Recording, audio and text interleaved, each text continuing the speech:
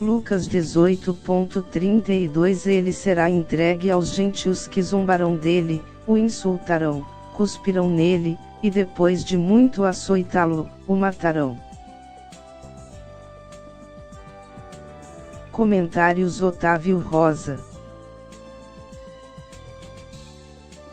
Não existe nada que o Senhor não saiba, e tudo o que sucedeu com ele foi um plano perfeitamente elaborado em favor de cada um de nós, desde o seu nascimento em um estábulo passando pela perseguição do rei Herodes, a escolha de Judas Iscariotes como discípulo, a renúncia de Pedro, a conversão de Nicodemos, José de Arimateia e Paulo que levaria a termo ao seu evangelho, o martírio de Estevão, a descida do Espírito Santo que transformaria o caráter de seus seguidores, o nascimento cerca de 392 anos de uma igreja que a Bíblia já revelava sobre ela, sua divisão e tantas subdivisões teológicas adiante até chegar em nosso tempo, onde o cristão, a maioria não se reconhecem como cristão e sim devoto de outras pessoas na qual foram ensinado para ele que tais pessoas têm o poder de interceder, ao lado de Cristo Jesus em seu favor a Deus. Do outro lado, cristão que pensam Cristo Jesus é obrigado a fazer tudo o que alimenta seu ego, porque contribuir mensalmente ou nega suprir as necessidades de sua família ou sua própria levado por líderes religiosos que dizem que o sacrifício obriga a Deus a fazer tudo em nosso favor em nome de Jesus. Todos esses acontecimentos o Senhor Jesus já tinha conhecimento, então por que deixou que acontece? Pelo livre-arbítrio que nos foi concedido no princípio de tudo, quando somente a árvore do conhecimento nos foi proibido e mesmo assim não fomos capazes de cumprir, além do que se o Mestre Jesus não tivesse sido traído, entregue aos romanos, morto e ressuscitado ao terceiro dia toda a lei é nula, e tudo que os judeus acreditam se tornam nulos e sem razão a promessa feita para Abraão pai das religião judaica, islâmica e cristã.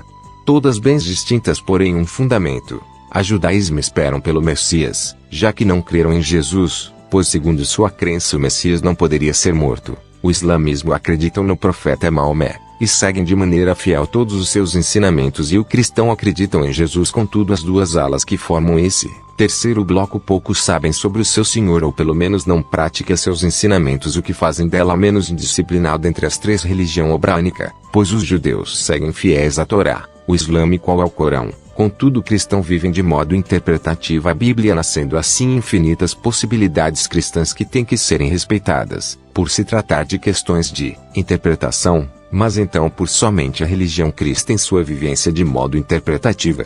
Para que a mesma pudesse alcançar os escolhidos de Cristo Jesus, se o cristão fossem parecidos disciplinarmente falando com o judaísmo ou o islamismo o evangelho de Cristo nunca teria chegado até nós. E um fato curioso que tanto o judaísmo como o islamismo falam acerca de Jesus testificando para nós que Jesus é o Cristo. Porém nem todos os cristãos, seja ele católico, protestante ou livres, receberam a promessa feita através do sangue de Jesus Cristo. Mas isso é um assunto que não é de competência nossa e sim do próprio Cristo no juízo final. A nós compete a leitura e estudos da Bíblia como uma forma de vigiar para não sermos surpreendidos na sua volta. Lembra da parábola das 10 virgens, onde somente a metade estava em conformidade com a legislação vigente de Cristo, ou da parábola do trigo e do joio todos cresceram juntos por determinação do Senhor. Contudo quando chegou a hora da colheita os separam. Que Cristo tenha misericórdia de nós e possa nos ensinar a viver em prudência segundo seus ensinamentos, como trigo de boa qualidade a ser colhido por ele. Exemplos nós temos o profeta João Batista, os 12 apóstolos, contanto com Matias no lugar de Judas Iscariotes, o apóstolo Paulo, o diácono Estevão, o evangelista Felipe entre outras pessoas na qual dedicaram sem fins lucrativos ou orfetário a propagação do evangelho de Cristo. Talvez estejará a perguntar por que personagens bíblicos e não alguns que viveram pós-Cristo.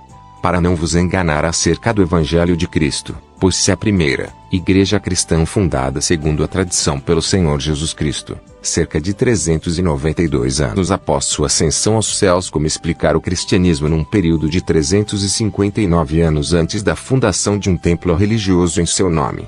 Será que neste período os primeiros cristãos permaneceram em Jerusalém, aguardando do céu a promessa do Senhor se cumprir em sua vida? Se isso for verdade, o Novo Testamento termina no livro de Atos, e logo o maior evangelista e autor de diversos livros inspirados por Deus, o apóstolo Paulo não poderia ter pregado o evangelho em Roma e tantos outros países não judeus. ou mesmo com a chamada Reforma Protestante cerca de 1470 anos depois de Cristo Jesus. Por isso não citamos nenhum que de fato teve contato com o Senhor Jesus ou com os seus discípulos. Ajuda-nos a divulgar o Evangelho do Senhor Jesus Cristo, deixa seu like, se inscreva no canal e compartilha esse vídeo. Yahweh, o Eterno, te abençoe e te guarde. Faça o Senhor resplandecer o seu rosto sobre ti e te agracie. Que o Eterno revele a ti a sua face de amor e te conceda a paz.